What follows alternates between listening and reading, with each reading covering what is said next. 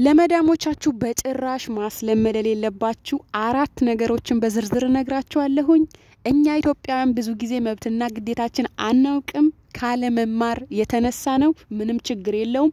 ይሄ ቪዲዮ ግን ለብዙ እህቶቻችሁ እንዲደርስ ላይክ፣ ሼር፣ ሰብስክራይብ በማድረግ ቤተሰብ ሁኑ። ኮሜንት አድርጉ። ላይክ ስታደርጉት ለኔም ደስ ይለኛል፣ ለእህቶቻችሁም ቪዲዮ ይደርሳል። በጣም በርካታ እህቶች በተለይ አዲሶች አምጥተው የራሳቸው ቤት አንሶ የእህታቸው የእናታቸው የዘመዶቻቸው ቤት በግድ እየወሰዱ የሚያሰሩ መዳሞች አሉ። ኦኬ፣ ይሄ ነገር ደግሞ መማር አለባቸው እህቶቻችን። ምንም አይመጣም፣ ከልኩም ያልፍ ነገር የለም። ግዴታችንና መብታችን ስራችን ማወቅ አለብን። ኦኬ፣ አንደኛ ለምሳሌ መዳም የራሷ ስራ አስጨርሳ በግድ እህቴ ቤት ሂጂና ስሪ ሰራተኛ የለም፣ እናቴ ቤት ሂጂና ስሪ ሰራተኛ የላትም የምትላችሁ ከሆነ ቀን በቀን የምታደርግ ከሆነ እንደዛ በጭራሽ እንዳትሰማት። እኔ ላንቺ ቤት ብቻ ነው የመጣሁት በማለት መልስ ትሰጣላችሁ ማለት ነው። በፍቅር የምትሰሩ ስራ አለ። ለምሳሌ መዳም አሙስና ጁማ እናቷ ቤት በምትሄድ ሰዓት ማገዝ ችግር የለውም። ከሰራተኛ ጋር ማገዝ ወደዚህ ወደዛ ማለት በፍቅር መስራት፣ እየተጫወታችሁ መስራት፣ በፍቃደኝነት መስራት ችግር የለውም። ግን አንዳንድ መዳሞች በግድ የሚያሰሩ አሉ። ይሄን ነገር እሺ እንዳትሉ።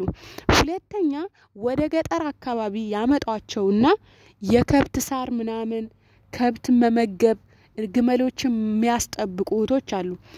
አንቺ የመጣሽው ለቤት ሰራተኝነት እንጂ በረሃ ላይ ወጥተሽ ግመል እንድትጠብቂ በግ እንድትጠብቂ የበግ ምግብ እንድትሰጪ ፀሐይ ላይ አይደለም። ይሄ ስራዬ አይደለም፣ ቤት ብቻ ነው መስራት የምችለው ብላችሁ ከተገደዳችሁ አርፋችሁ አልሰራም ብላችሁ ቁጭ ብላችሁ ቢሮ ደውላችሁ መናገር።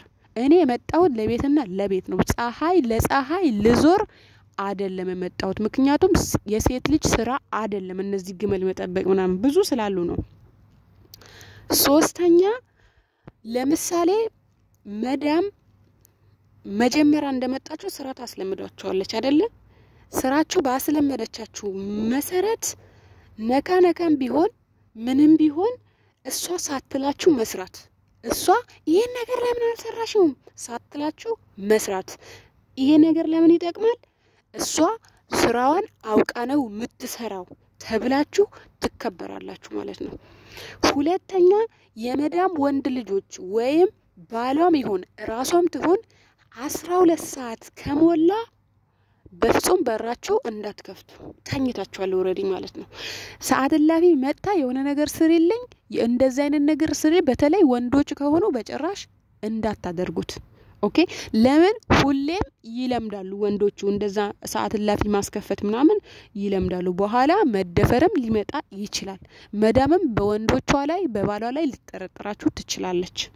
ኦኬ፣ ሶስተኛ ምግብ እየበላችሁ ከሆነ ሲጠራችሁ ምግብ እየበላሁ ነው ማለት ትችላላችሁ። ኦኬ፣ የአይን ውስጥ እንዳትገቡ። ብዙ ጊዜ ወይ እነሱ ሲተኙ ቁርሳችሁን ብሉ፣ ምሳችሁ ያው ከነሱ ጋር እነሱ ከበሉ በኋላ ስለምትበሉ ምንም ችግር የለውም። እየበላችሁ ከሆኑ ተነሽና ይሄን አምጪልኝ ምናምን ከተባላችሁ እኔ ምግብ እየበላሁ ነው። ኦኬ፣ ምግብ እየበላች ነው ብላችሁ ይከበራል የምሳ ሰዓታችሁ ማለት ነው። ከምሳ በኋላ ደግሞ እቃችሁን አጣጥባችሁ የተወሰነ ሰዓት ግማሽ ሰዓት ቢሆንም እረፉ ከምሳ በኋላ። ይሄ ግዴታ ነው። በዛ ሰዓት ሻይ ቡና ምናምን አርጋችሁ ሄዳችሁ ክላሳችሁ እረፍት አድርጉ። ኦኬ፣ የሆነ አላግባብ ቢጠሯችሁ ምናምን እያረፍኩ ነው በረየ።